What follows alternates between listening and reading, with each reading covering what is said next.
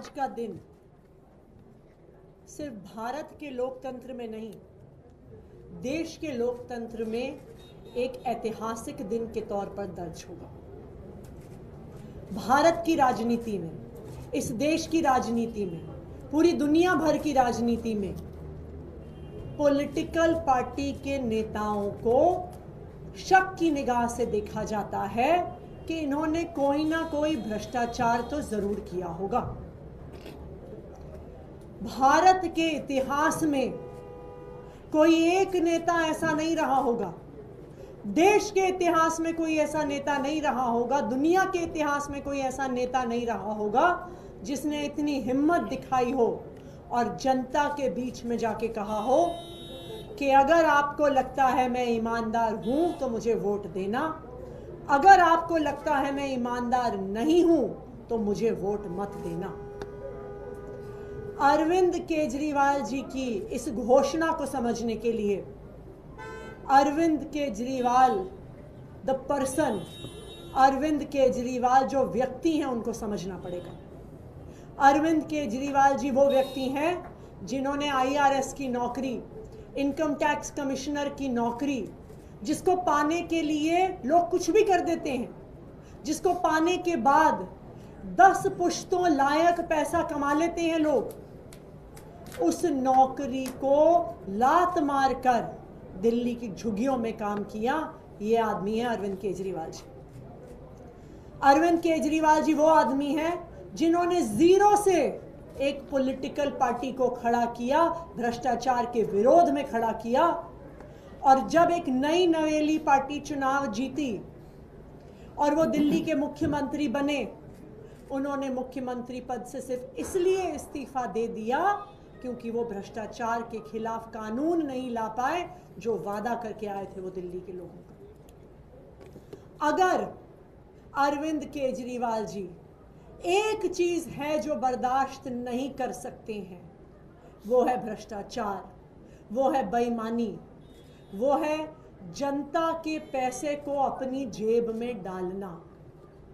जब ऐसे व्यक्ति पर भ्रष्टाचार का आरोप लगता है तो सोचिए उस व्यक्ति पर क्या बीतती है, सोचिए उस व्यक्ति को नींद कैसे आती होगी ये सोचकर कि शायद दिल्ली के वो लोग जिनके लिए मैं दिन रात काम करता हूं, जिनके लिए मैं सुबह से लेकर रात काम करता हूं, स्कूल ठीक करता हूं, अस्पताल ठीक करता हूं, जिनको मैं मुनाफे का बजट देता हूं, जिनको मैं तीर्थ यात्रा करवाता हूं, शायद कोई ऐसे लोग हों जो सोच रहे हों कि अरविंद केजरीवाल बदल गया है, जो सोच रहे हों कि शायद अरविंद केजरीवाल ने भ्रष्टाचार कर लिया। और आज अरविंद केजरीवाल जी के इस्तीफे का फैसला उस दर्द से आया है कि कहीं कोई ऐसा दिल्ली वाला ना हो जो सोच रहा हो कि मैं भ्रष्टाचारी हूं, जो सोच रहा हो कि मैंने जनता का पैसा खाया है। अरविंद केजरीवाल को पिछले 2 साल से भारतीय जनता पार्टी की केंद्र सरकार प्रताड़ित कर रही है। एक के बाद एक केस, एक के बाद एक झूठे आरोप, कभी एक नेता को गिरफ्तार करते हैं, कभी दूसरे नेता को गिरफ्तार करते हैं, कभी एक झूठा आरोप लगा के बदनाम करते हैं, कभी दूसरा झूठा आरोप लगा के बदनाम करते हैं। पिछले 2 साल में हजारों रेड हो गई, पिछले 2 साल में सैकड़ों CBI और ED के अफसर लग गए, लेकिन पिछले 2 साल में वो आम आदमी पार्टी के किसी भी नेता से भ्रष्टाचार का 1 रुपया भी बरामद नहीं कर पाए। ये है आम आदमी पार्टी की ईमानदारी, ये है अरविंद केजरीवाल जी की ईमानदारी। अब उस ईमानदारी पे ठप्पा सुप्रीम कोर्ट ने भी लगा दिया। सुप्रीम कोर्ट ने ना सिर्फ आम आदमी पार्टी के सभी नेताओं को जमानत दी, सुप्रीम कोर्ट ने ना सिर्फ अरविंद केजरीवाल जी को जमानत दी, सुप्रीम कोर्ट ने भारतीय जनता पार्टी की केंद्र सरकार और उनकी एजेंसीज के मुंह पे तमाचा मारा और तमाचा मार के कहा कि ये जो एजेंसीज हैं ये एक पिंजरे में बंद तोते की तरह हैं जो सिर्फ अपनी मालिक की आवाज में बोल रही हैं। सुप्रीम कोर्ट ने तमाचा मारा केंद्र सरकार की एजेंसीज को और कहा कि अरविंद केजरीवाल की गिरफ्तारी सिर्फ एक दुर्भावना से हुई है, उनको जेल में रखने की दुर्भावना से हुई है। सुप्रीम कोर्ट ने तमाचा मारा ये कह के कि केंद्र सरकार की एजेंसीज को स्वतंत्र होना पड़ेगा, उनको इंडिपेंडेंट होना पड़ेगा, उनके इन्वेस्टिगेशन को अबव बोर्ड होना पड़ेगा। ये आम आदमी पार्टी नहीं कह रही है, ये सुप्रीम कोर्ट ने कहा है। लेकिन अरविंद केजरीवाल जी के लिए सिर्फ सुप्रीम कोर्ट के शब्द काफ़ी नहीं है। उन्होंने अपनी ज़िंदगी लगाई है दिल्ली के लोगों की सेवा करने के लिए, दिल्ली की जनता की सेवा करने के लिए, और वो तब तक चैन से नहीं बैठ सकते, वो तब तक मुख्यमंत्री नहीं बन सकते जब तक उनको भरोसा ना हो जाए कि दिल्ली की जनता उनकी ईमानदारी पर भरोसा करती है, दिल्ली की जनता उनको ईमानदार मानती है। और इसीलिए अरविंद केजरीवाल जी ने यह फैसला किया है कि जब तक दिल्ली की जनता उनकी ईमानदारी पर भरोसा नहीं दिखा देती, जब तक उनकी ईमानदारी पे जनादेश नहीं देती है, वो मुख्यमंत्री की कुर्सी पे नहीं बैठेंगे।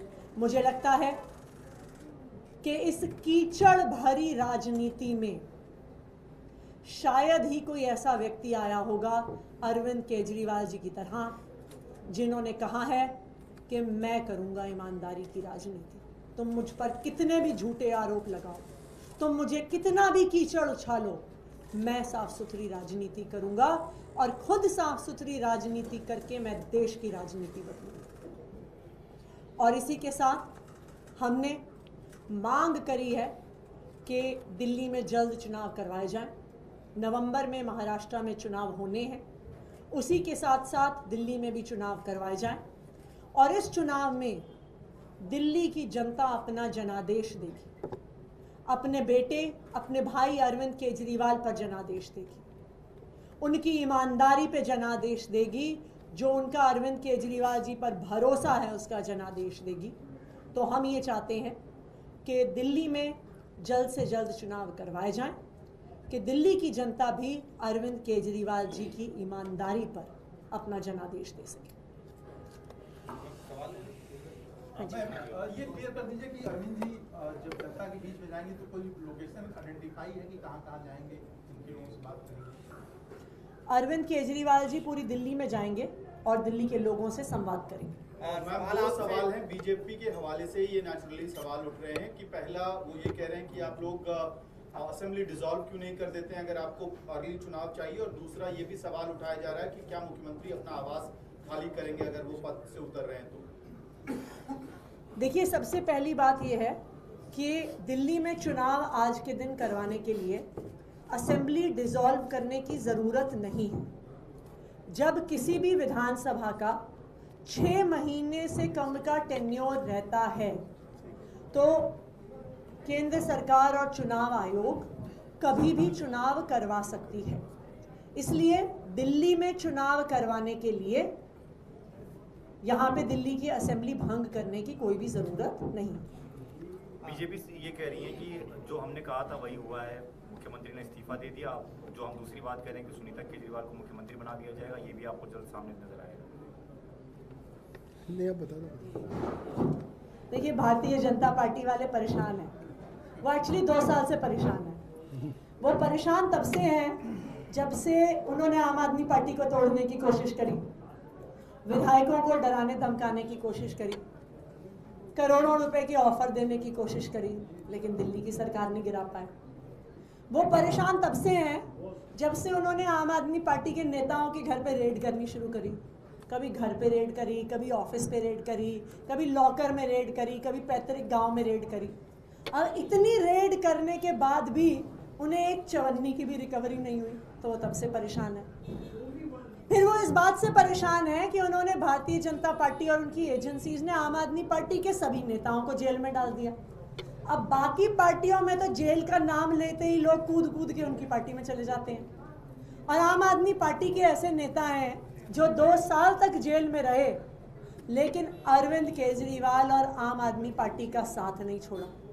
ये इकलौती ऐसी पार्टी है जो टूटी नहीं, जो दबी नहीं, जो चुप नहीं हुई। तो भारतीय जनता पार्टी तो इस बात से परेशान है कि देश में अब एक इकलौती ऐसी पार्टी है, आम आदमी पार्टी, जो भारतीय जनता पार्टी की आंख में आंख मिलाकर उनकी तानाशाही के खिलाफ संघर्ष कर सकती है। इसलिए भारतीय जनता पार्टी परेशान है, कुछ ना कुछ तो कहेंगे ही। मैम, बीजेपी ने ये भी कहा है कि 2 दिन क्यों चाहिए इस्तीफा? उसका तो सिंपल सा रीज़न है, आज संडे है और कल छुट्टी है ईद की, तो नेक्स्ट वर्किंग डे ट्यूसडे है, इसलिए 2 दिन का समय चाहिए। जनता, क्योंकि आप लोग सारे काम जनता से पूछ के करते हैं, जनता ही जानना चाह रही है आपकी मुख्यमंत्री दिल्ली का कौन होगा, क्योंकि आपने कहा था आपके बेटे अरविंद केजरीवाल आएंगे, वो काम कराएंगे, लेकिन अब अरविंद केजरीवाल इस्तीफा दे दिया है, तो दिल्ली का काम कौन कराएगा फिर? आप दोनों में से कोई एक कराएगा क्या? देखिए, अभी दिल्ली की सरकार कितने दिन चलेगी ये तो इस बात पर डिपेंड करेगा कि चुनाव की घोषणा कब होती है, चुनाव किस तारीख को होंगे, ये तो चुनाव आयोग बताएगा। लेकिन दिल्ली की सरकार 1 दिन चले, 1 हफ्ते चले, 1 महीने चले चुनाव तक, आम आदमी पार्टी की सरकार दिल्ली की जनता के लिए काम करती रहेगी। आम आदमी पार्टी की सरकार दिल्ली के लोगों को 24 घंटे बिजली देती रहेगी। आम आदमी पार्टी की सरकार दिल्ली के बच्चों को अच्छी शिक्षा देती रहेगी। आम आदमी पार्टी की सरकार दिल्ली के लोगों को मोहल्ला क्लिनिक में, अस्पतालों में अच्छा इलाज देती रहेगी, बुजुर्गों को फ्री तीर्थ यात्रा करवाती रहेगी और महिलाओं को फ्री बस यात्रा करवाती रहेगी। हरियाणा में भी आप लोग चुनाव लड़ रहे हैं। अनिल विज ने एक बड़ा बयान दिया है कि मैं दावेदार हूँ सीएम का और जीत कर आऊँगा तो अपनी प्रबल दावेदारी भी कहूँगा। खुद को सीएम मानना चाहते हैं, तो बीजेपी में इस तरीके की लड़ाइयाँ शुरू हो गई हैं कि मैं खुद सीएम बनूँ। इस पर आप लोग का क्या कहना है? देखिए, इस पर हमें कुछ कहने की ज़रूरत नहीं है, हरियाणा की जनता ही इस पर जवाब देगी।